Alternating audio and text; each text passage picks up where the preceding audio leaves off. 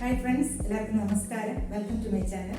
അപ്പോൾ ഇന്ന് നമ്മൾ ചെയ്യാൻ പോകുന്നത് വ്യത്യസ്തമായിട്ടുള്ള വളരെ ഉപകാരപ്രദമായ ഒരു വീഡിയോ ആണ്.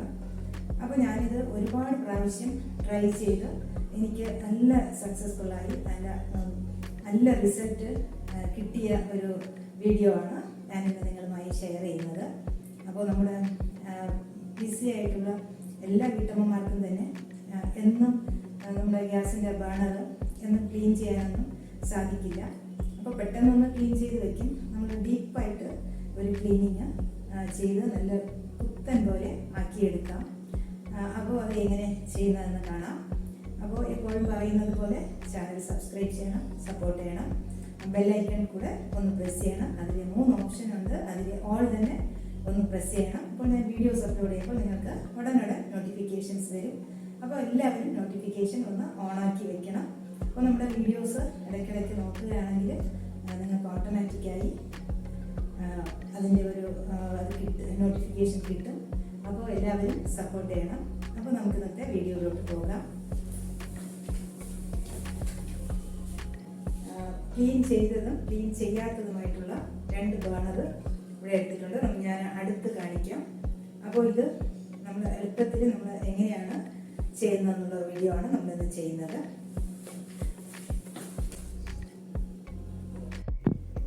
അപ്പോൾ വീഡിയോ മുഴുവനായും കാണണം. ആദ്യം തൊട്ട് അവസാനം വരെ കാണുക. എന്നാലേ ആ ടിപ്സ് എല്ലാം കറക്റ്റായിട്ട് ചെയ്താൽ മാത്രമേ നല്ലൊരു റിസൾട്ട് കിട്ടുകയുള്ളൂ. അപ്പോൾ ഞാൻ ഒരു ബർണർ മാത്രമേ ക്ലീൻ ചെയ്തിട്ടുള്ളൂ. അപ്പോൾ നനഞ്ഞു കഴിഞ്ഞാൽ ഉടനെ കത്തില്ല. നമ്മൾ ക്ലീൻ ചെയ്ത് കഴിഞ്ഞാൽ ഉടനെ കത്തില്ല. അതുകൊണ്ട് ഞാൻ ഒരെണ്ണം ഇന്നലെ രാത്രിയിൽ ക്ലീൻ ചെയ്ത് വച്ചിട്ടുണ്ടായിരുന്നു. അപ്പോൾ ഇത് ഇന്ന് നമുക്ക് ക്ലീൻ ചെയ്തത് കാണിക്കാൻ വേണ്ടി ഇത് രണ്ടും ചെയ്തില്ല. അപ്പോൾ കത്തുമ്പോൾ രണ്ടിൻ്റെയും ഫ്ലെയിമിൻ്റെ ഒരു വ്യത്യാസം കാണിച്ചു തരാം. ഇത് ഞാൻ അങ്ങനെ ഡീപ്പ് ക്ലീനിങ് ഒന്നും ചെയ്തിട്ടില്ല. അതും കൂടെ കാണിക്കാം.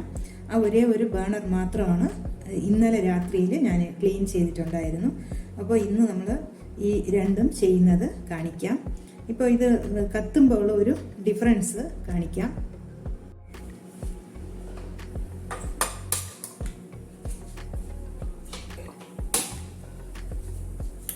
ഫ്ലെയിമിൻ്റെ കളറിന് തന്നെ വ്യത്യാസമുണ്ട്.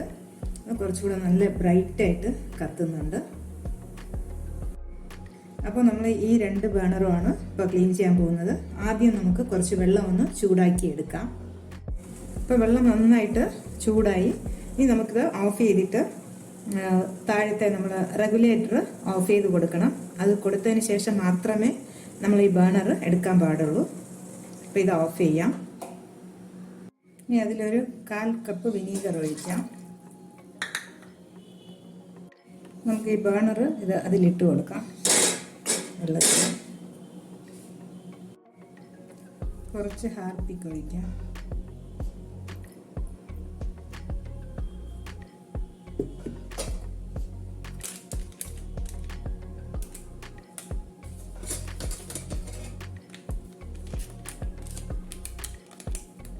ഇനി കുറച്ച് ബേക്കിംഗ് പൗഡർ ഇട്ട് കൊടുക്കാം.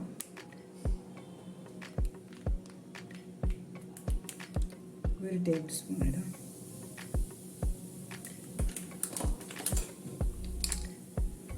നമുക്ക് നാരങ്ങ പിഴിഞ്ഞൊഴിക്കാം.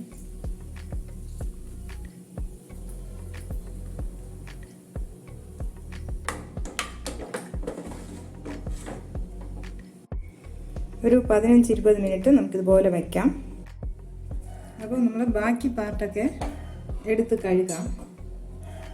ഇപ്പോൾ ഇതിൽ ഡീപ്പായിട്ടുള്ള എണ്ണ മെഴുക്ക് അങ്ങനെ ഒന്നും തന്നെ ഇല്ല. ഞാൻ ഡെയിലി കുക്കിംഗ് കഴിഞ്ഞ ഉടനെ നമ്മൾ ഡിഷ് വാഷ് ലിക്വിഡ് അത് ഒഴിച്ച് കുറച്ച് വെള്ളവും ചേർത്ത് ഇതുപോലെ ഒരു സ്ക്രബ്ബർ ഉപയോഗിച്ച് ഡെയിലി ഞാൻ വെറുതെ ഇങ്ങനെ കഴുകിയെടുക്കും. കാരണം ഇതിൽ ഒരുപാട് എണ്ണ മെഴുക്ക് അങ്ങനെയൊന്നുമില്ല. ഞാൻ ഡെയിലി ചെയ്യുന്നതുകൊണ്ട് അധികം പറ്റിയിട്ടില്ല. അപ്പോൾ അങ്ങനെ ഉണ്ടെങ്കിൽ, അങ്ങനെ ഒരുപാട് എണ്ണ മെഴുക്കൊക്കെ ഉണ്ടെങ്കിൽ നമുക്ക് കുറച്ച് ബേക്കിംഗ് സോഡയും നാരങ്ങ നീരോ വിനീഗർ അങ്ങനെ ഒരു പേസ്റ്റ് പോലെ ഉണ്ടാക്കി വെച്ചിരുന്ന അത് നമ്മൾ കുറച്ച് തേച്ച് കൊടുത്തിട്ട് കുറച്ച് വെയിറ്റ് ചെയ്തിട്ട് ഉരച്ച് കഴുകി എടുത്താൽ മതി. ഇപ്പം അങ്ങനെ ഇതിൽ അത്രയ്ക്ക് അങ്ങനെ അഴുക്കൊന്നും ഇല്ലാത്തതുകൊണ്ട് ഞാൻ സാധാരണ ലിക്വിഡ് ഉപയോഗിച്ച് ഡെയിലി ഞാൻ ചെയ്യുന്നത് ഇത് തന്നെയാണ്. കുക്കിംഗ് കഴിഞ്ഞ ഉടനെ ഇതുപോലെ ലിക്വിഡ് കുറച്ച് വെള്ളവും ചേർത്ത് ഇതുപോലെ ഒരു സ്ക്രബ്ബർ വെച്ച് തേച്ച് എല്ലാ സ്ഥലവും ഞാൻ ഇതേപോലെ തന്നെ കഴുകും. അകത്ത് വെള്ളം നനയാതെ സൂക്ഷിക്കണം.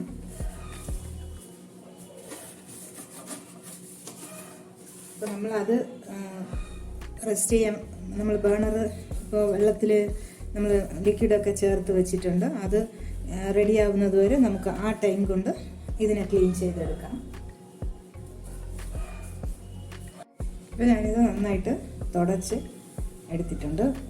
വെള്ളം മുക്കി പിഴിഞ്ഞിട്ട് നന്നായിട്ട് തുടച്ചെടുത്തു. നമുക്ക് ഈ സ്റ്റാൻഡ് തുടച്ച് വയ്ക്കാം. ഒരുപാട് അഴുക്കുണ്ടെങ്കിൽ സോപ്പിട്ട് തേക്കാം. അപ്പം ഞാൻ എന്നും ചെയ്യുന്നുണ്ട്.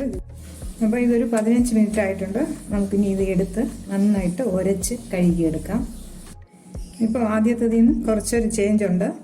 നമുക്ക് നാരങ്ങയുടെ തോട് നമ്മൾ ആദ്യം പിഴിഞ്ഞതിൻ്റെ ബാക്കി അതും ഈ കുറച്ച് ലിക്വിഡ് ഈ സ്റ്റീൽ സ്ക്രബ്ബർ ഉപയോഗിച്ച് നമ്മൾ പാത്രം തേക്കുന്ന ലിക്വിഡും കൂടെ വെച്ച് തേച്ചെടുക്കാം.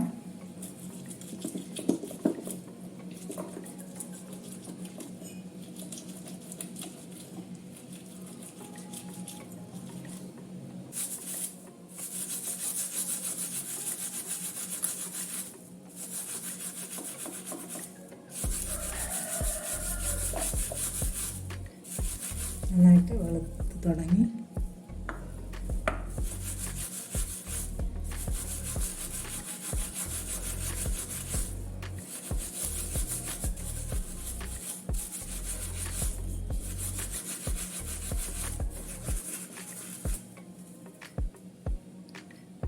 കളർ വന്ന് തുടങ്ങി ഇതുപോലെ. അപ്പോൾ ഞാൻ തേച്ചെടുത്തിട്ടുണ്ട്. ഇത് വെളുത്തിട്ടുണ്ടോ എന്ന് നോക്കാം. ആദ്യത്തേതിന് നല്ല വ്യത്യാസമുണ്ട്.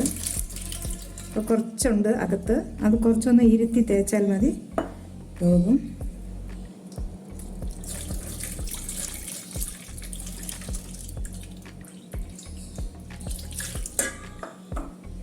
കുറച്ചുകൂടെ ഒന്ന് തേച്ച് റെഡിയാക്കി എടുക്കാം.